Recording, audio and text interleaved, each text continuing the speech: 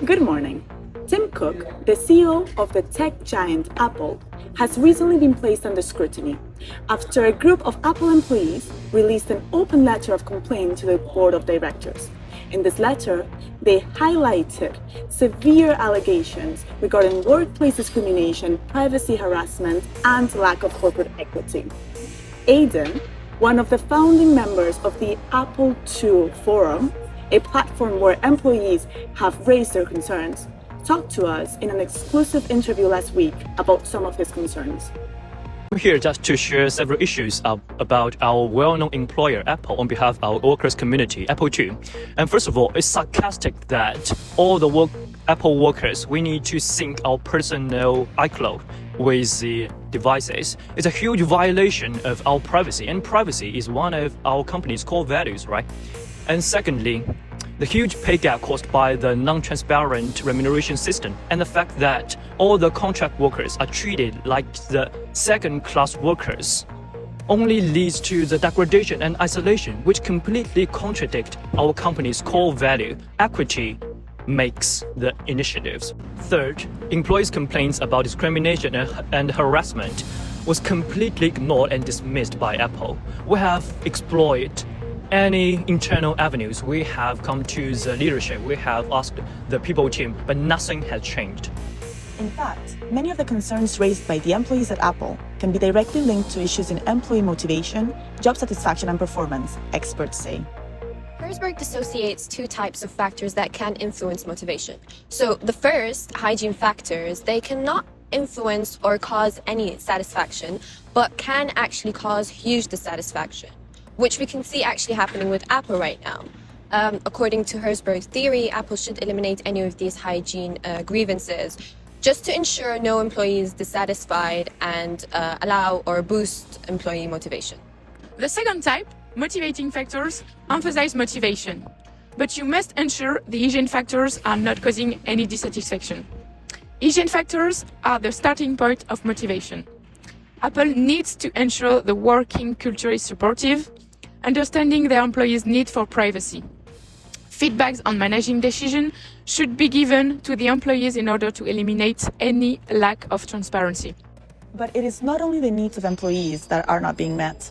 Apple is also being criticized by the lack of equity within its organization. Claimed by the Apple employee just now, the contract workers in Apple are feeling themselves being treated differently from the full-time workers.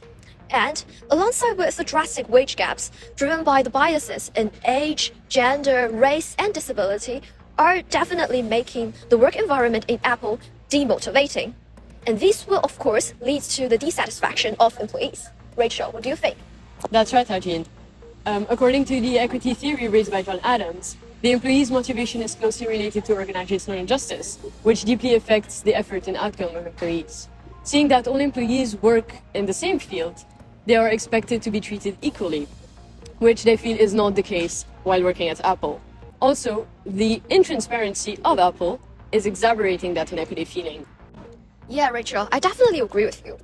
So if Apple leaves this issue alone, it is likely that the workers in Apple are going to react back to restore their own fairness, possibly by lowering their inputs so they will do less work, or by reducing their outcomes so they will have works with lower quality, or they will even choose to leave the field.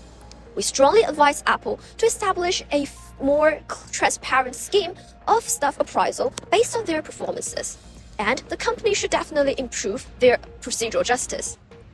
That's right. It should always be kept in mind that interpersonal and informational justices are key to a sustainable and successful organization.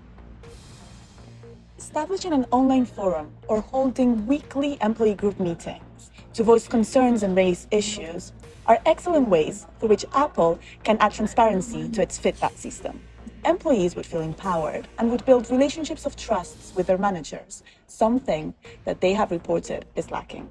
Apple could also strive to publicize its general pay categories, as this would allow employees to really know exactly where the pay differences are and why. This would decrease the current pay secrecy reported by its employees, as pay allocation would stop being regarded as subjective. It could also provide some guidelines of improvement and link the incentives to the performance of the employees.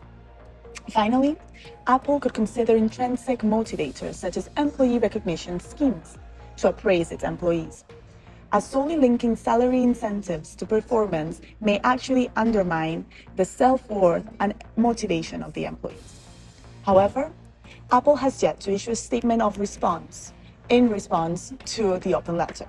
So whether the tech giant actually listens to its employees and complies with the demands remains to be seen.